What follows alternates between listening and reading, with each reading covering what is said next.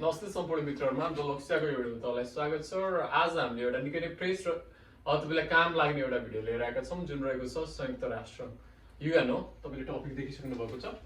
So खरिदार नासको र औद्योगिक तीनटै लेभलमा चाहिँ तपाईलाई चाहिँ यो टपिकबाट यदि क्वेशन आउँछ भनेपछि तपाईको चाहिँ एटेम्प्ट होस् भन्ने अपेक्षाले हामीले यो भिडियो बनाएका छौं र हाम्रो च्यानल सब्स्क्राइब गर्न सक्नुहुन्छ यस्तो युजफुल भिडियोको लागि। So let's begin the video. सुरुमा चाहिँ बेसिक तर्फ जाउँ हैन। यसको चाहिँ स्थापना कहिले भयो, अब यसको चाहिँ हिस्ट्रिकल ब्याकग्राउन्ड के थियो हैन। सो अब स्थापनाको कुरा हो। मैले सर्टमा लेख्दै छु ESTD इस्टाब्लिशमेन्ट डेट तपाईको चाहिँ यो चाहिँ 1945 अक्टोबर 24 तारिखमा यसको स्थापना भएको थियो।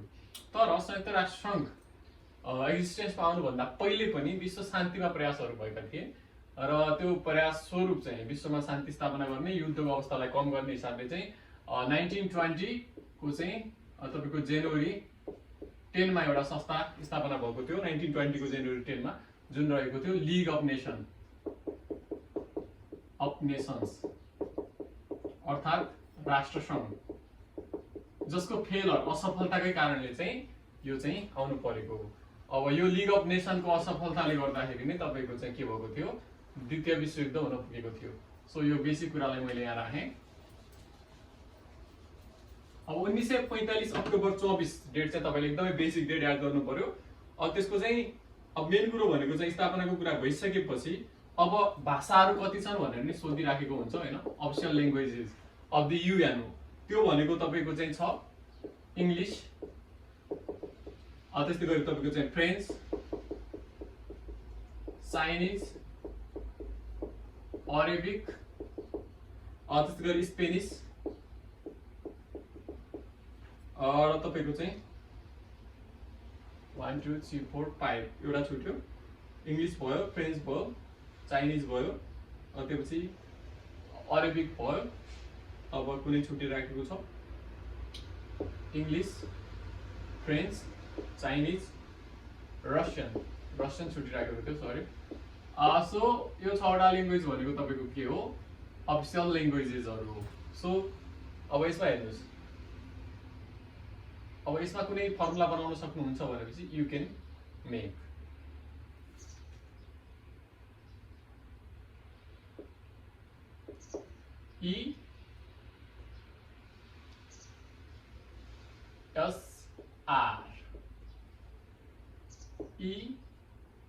ESR FCA। ESR भनेको एउटा मेडिकलसँग रिलेटेड टर्म पनि हो हैन। सो एउटा कुनै टेस्ट पनि हुन्छ यो ब्लड रिलेटेड। ESR FCA अथवा FAC भन्दा अलि सजिलो होला, FAC। यसको पछाडी टी भइदिएको फ्याक्ट हुन्छ, FAC फ्याक्ट।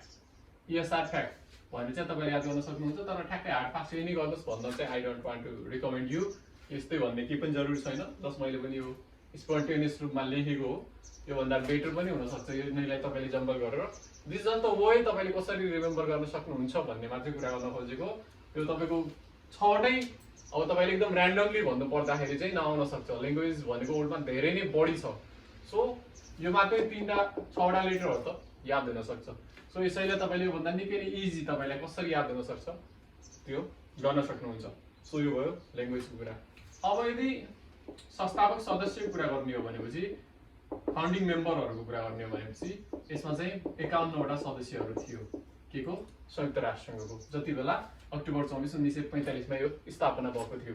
सो यो कुरा भयो। अब अगाडि जाम। अब ल्याङ्ग्वेजको कुरा गरौँ 6 वटा, 1945 को कुरा गरौँ, संस्थापक सदस्यको कुरा गरौँ। अब यो भन्दा अगाडि हेरौँ।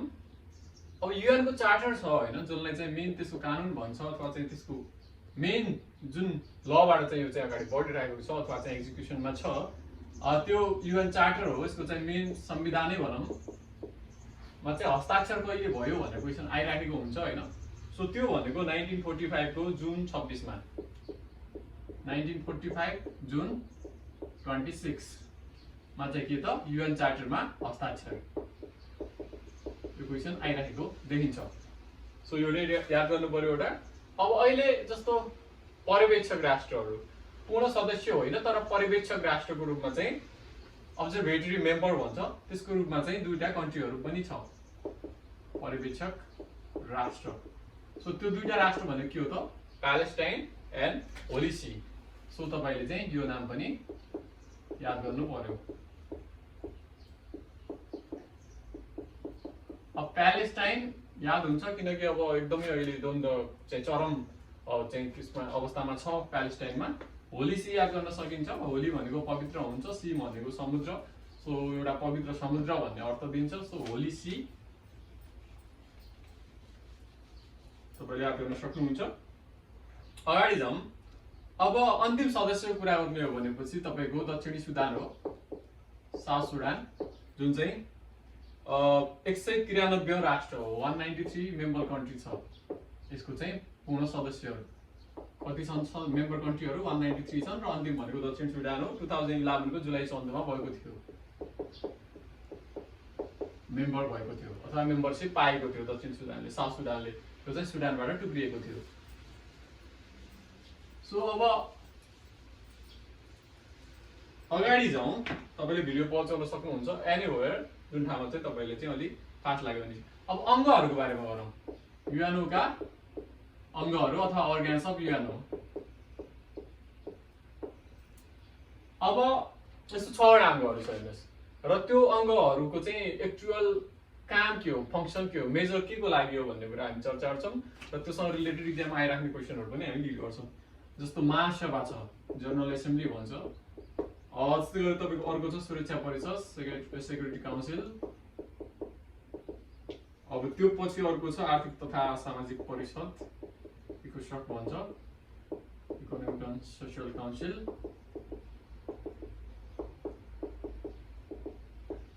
त्यो पछि अर्को छ जिम्मा जवानी परिषद, ट्रस्टेड काउन्सिल भन्छ।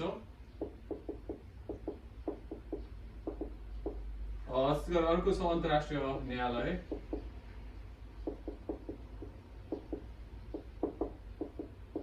इन्टरनेसनल कोर्ट भन्न सक्छौँ। त्यस्तै गरी सचिवालय, सेक्रेटेरिएट छ। अब यो 6 वटा major organs of the UNO हो, युएनओ को चाहिँ मेजर अर्गेनहरू हो। अब चाहिँ यसमा हेरौँ, हामीले चाहिँ सरसर्ती बुझ्दाखेरि चाहिँ यो तपाईको महासभा भनेको चाहिँ लेजिस्लेचर हो। जसरी संसदको काम जे हुन्छ कुनै कन्ट्रीमा, त्यस्तो युएनओमा चाहिँ यो महासभाको काम त्यही हो। जनरल एसेम्ब्ली भनिरहेको छ, एसेम्ब्ली सदन। सो के हो त, सभा भन्न साथ के बुझिन्छ त, पार्लियामेन्ट जस्तो बुझिन्छ। त्यसको चाहिँ के हो, यसमा सबै मेम्बरहरूले भाग लिन्छ। अब सुरक्षा परिषद, सेक्युरिटी काउन्सिल। अब जसरी देशमा चाहिँ एउटा लाइक भनौँ न तपाईको चाहिँ डिफेन्स मेकानिजम हुन्छ, जस्तो भनौँ न तपाईको सेनाले जुन काम गर्छ सेक्युरिटी मेन्टेन गर्ने हैन, पिस मेन्टेन गर्नको लागि चाहिँ जो वारको अवस्था छ त्यसलाई कम गर्ने हुन्छ, के कदम चाल्छ, त्यस्तै काम चाहिँ सुरक्षा परिषदले गर्छ। यसमा चाहिँ 5 पर्मानेन्ट मेम्बरहरू छ, त्यो चाहिँ पछि भन्छ, हामी डिटेलली जान्छौँ। आर्थिक तथा सामाजिक परिषद भनेको चाहिँ तपाईको चाहिँ के हो त, अब इकोनोमिक अफेयरहरू र सोशल जस्टिसका कुराहरूसँग चाहिँ के गर्छ, त्यसले विभिन्न इस्युहरूमा चाहिँ यसले चाहिँ आफ्नो काम गरिराखेको हुन्छ। सो अब जिम्मा जवानी परिषद भनेको ट्रस्टेड काउन्सिल हो। जस्तो पहिले कुनै कन्ट्री चाहिँ अर्को कन्ट्रीको के थियो त, अधीनमा थियो अथवा चाहिँ गुलाममा थियो।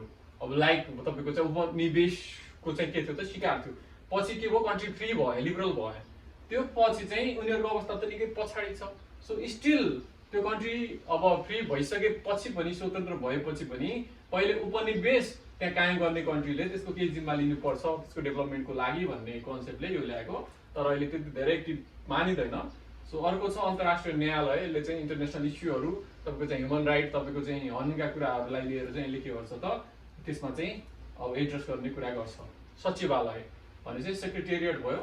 अब यो भनेको त मेन तपाईँको के भयो त, एक्जिक्युटिभ बडीकै रूपमा भयो। यो भनेको सबै काम गर्ने एज अ त्यसको चाहिँ मेन फङ्सनल बडी भन्न सक्छ हामीले यसलाई, सचिवालय नै भइहाल्यो, नामबाट क्लियर छ। सो यो 6 वटा अङ्गहरू छ। अब यसको चाहिँ हामी डिटेलमा जान्छौँ।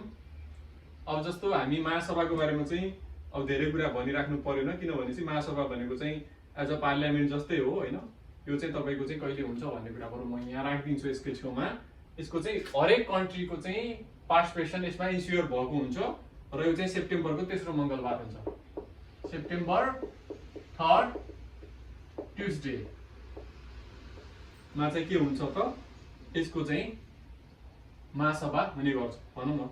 अब प्रतिनिधित्व सबैको हुने, इन्स्योर हुने गरी अधिवेशन हुन्छ भनौँ न। त्यो पछि चाहिँ सुरक्षा परिषद गएर यही लेखिदिउँ 5 + 15 भनेर याद गर्नुहोस्। यो भनेको 5 भनेको स्थायी, 15 भनेको अस्थायी। यसरी चाहिँ 5 + 15 गरेर कति हुन्छ? सरी यो 10 हो, मिस्टेक लेख्यो। 5 स्थायी पर्मानेन्ट, 10 अस्थायी टेम्पररी कन्ट्रीहरु। यो चाहिँ अल्टर भइराखेको हुन्छ। आर्बिट्रीहरुको लागि आउँछ, फेरि नयाँ नयाँ आउँदै गर्छ। सो कहिले पनि यो भ्याकेन्ट हुँदैन। त्यस्तै गरी आर्थिक तथा सामाजिक परिषदमा चाहिँ 54 वटा हुन्छ, 54 वटा सदस्यहरू हुन्छ। अब जिम्मा जवानी परिषद 1994 देखि निष्क्रिय छ भनेर चाहिँ बुकमा देखिन्छ। सो मैले यसमा धेरै लेख्न चाहिन। अगाडि चाहिँ अन्तर्राष्ट्रिय न्यायालय, यसमा चाहिँ 15 सदस्यहरू हुन्छ। अन्तर्राष्ट्रिय न्यायालयमा कति सदस्य हुन्छ, न्यायाधीश हुन्छ भनेर सोधिराखेको हुन्छ, 15 हुन्छ। र सचिवालय भनेको त काम गर्ने बढी पाइयो, कार्यालय जस्तो भयो। त्यसो सबै के गर्ने त, त्यो प्रशासन चलाउने हो भनेको एडमिनिस्ट्रेटिभ अर्ग्यान हो। अब अगाडि जाउँ, यो 6 वटा अङ्गको बारेमा त हामीले चाहिँ सरफेसली हेर्यौँ हैन। सो अब अगाडि जाँदाखेरि केही डिटेलमा राख्नुपर्ने कुराहरू राखौँ। जस्तो सुरक्षा परिषदमा हेरौँ, तपाईँले धेरै सोध्न सक्छ। सेक्युरिटी काउन्सिल मैले भनिसकेँ, यसले चाहिँ डिफेन्सको कुराहरू हेर्छ हैन, सेक्युरिटीका कुराहरू, वारलाई कन्ट्रोल गर्ने कुराहरू हैन। सो त्यसमा अब यसको 10 टेम्पररी, 5 पर्मानेन्ट भनिसकेका थिए र 5 वटा चाहिँ स्थायी सदस्य राष्ट्रहरू। स्थायी सदस्य राष्ट्रहरू को हुन् त भनेर सोधिराखेको हुन्छ।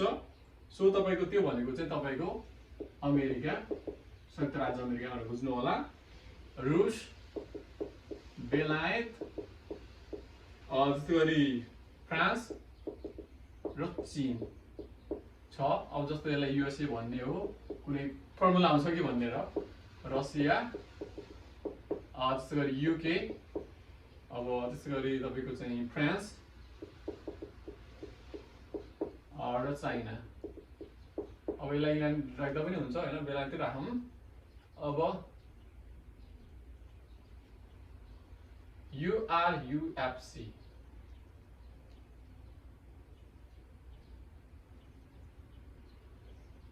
अब URUFC,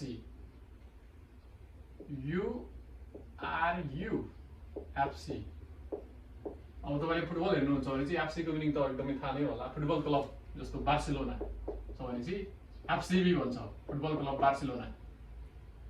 त्यस्तो यहाँ एफसी को मिनिङ कहिले पनि फुटबल क्लब भन्छ। सो एफसी बाट त बुझिन्छ।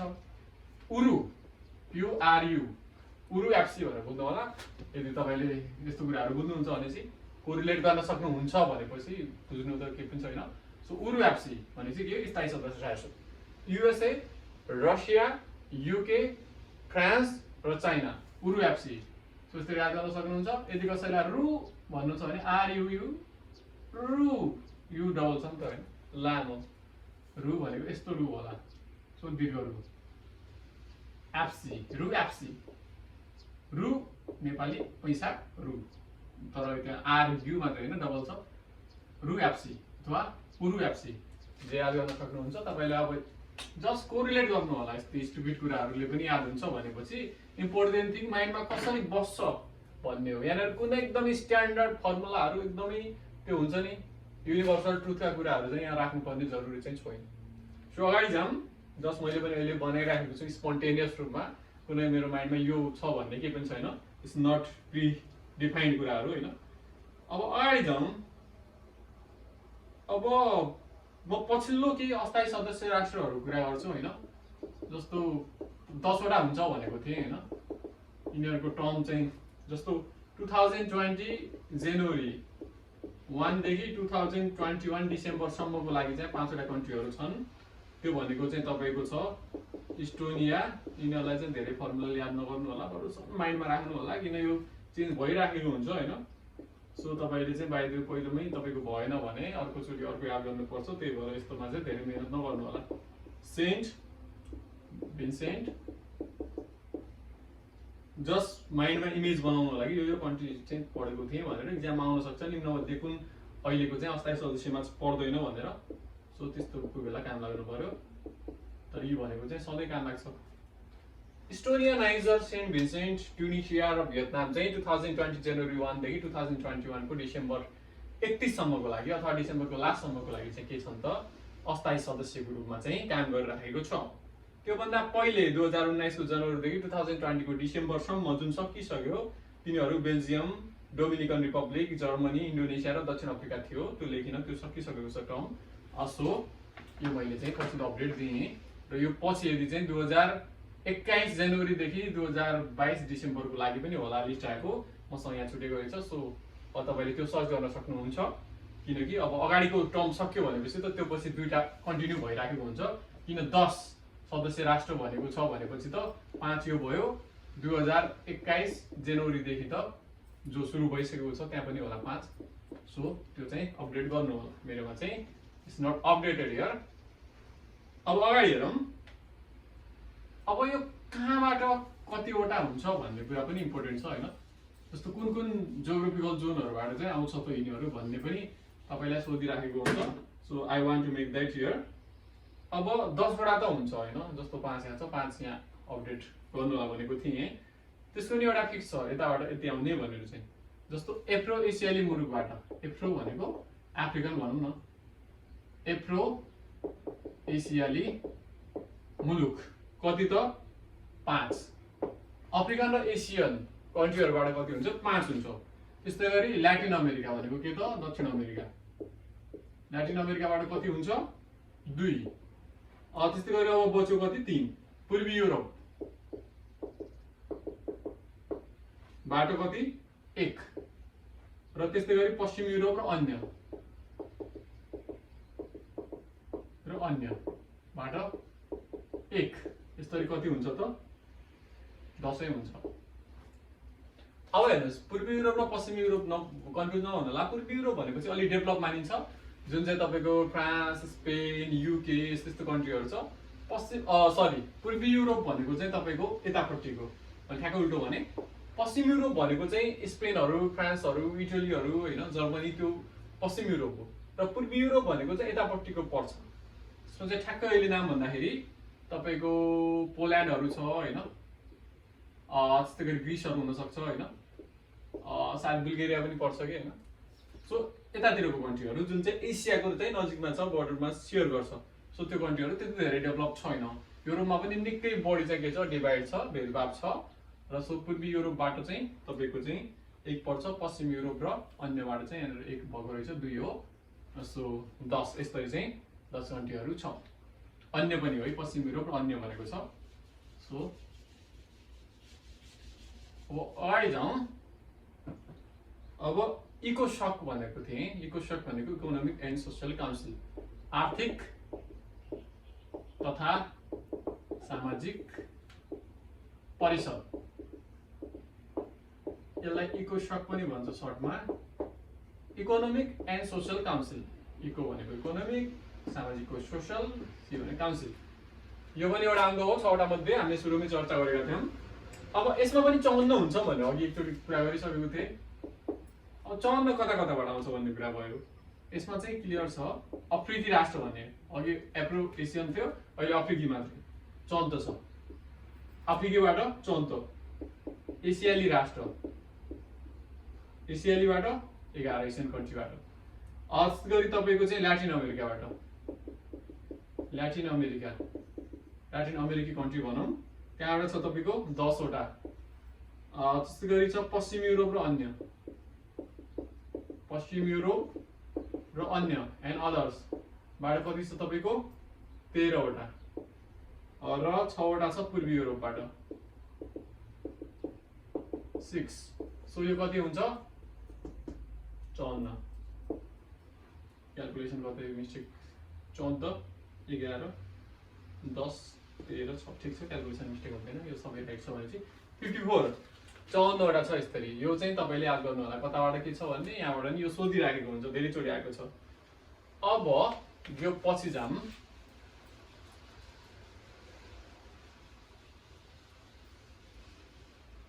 अङ्गहरुमा छौं, सचिवालय भनिसके मैले। यो भनेको एडमिनिस्ट्रेटिभ प्रशासनिक अङ्ग हो, जसले प्रशासन हेर्छ।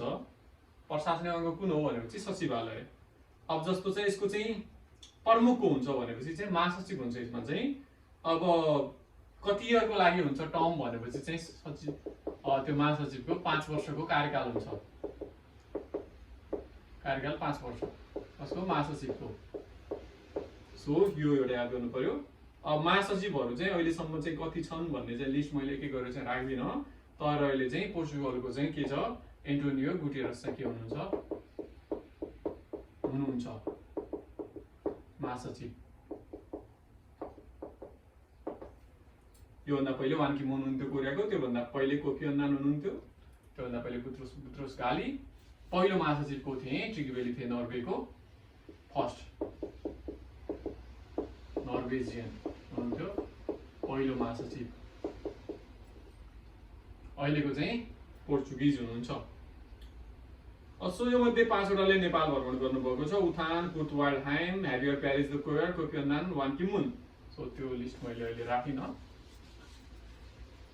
अब त्यो पछि वडा पत्रको कुरा गरौँ। युएन चाहिँ चार्टर, वडा पत्र, युएन चार्टर। अब यसमा चाहिँ कतिवटा छन् त जम्मा? 19 वटा के छन्? अध्याय छन्, भनेको च्याप्टरहरू छन् 19 वटा। 111 वटा धारा छन्, भने आर्टिकलहरू, र के छ, वर्डहरू, शब्दहरू 10,000 वटा छ भन्छ। सो र 5 पटक संशोधन, हालसम्म एमेन्ड कति पटक भएको छ? 5 पटक एमेन्ड भइसकेको छ भन्छ। यो भएको एउटा जस्ट चार्टरको बारेमा। अब यसरी हामीले केही कुराहरू गरौँ युएनको बारेमा। अब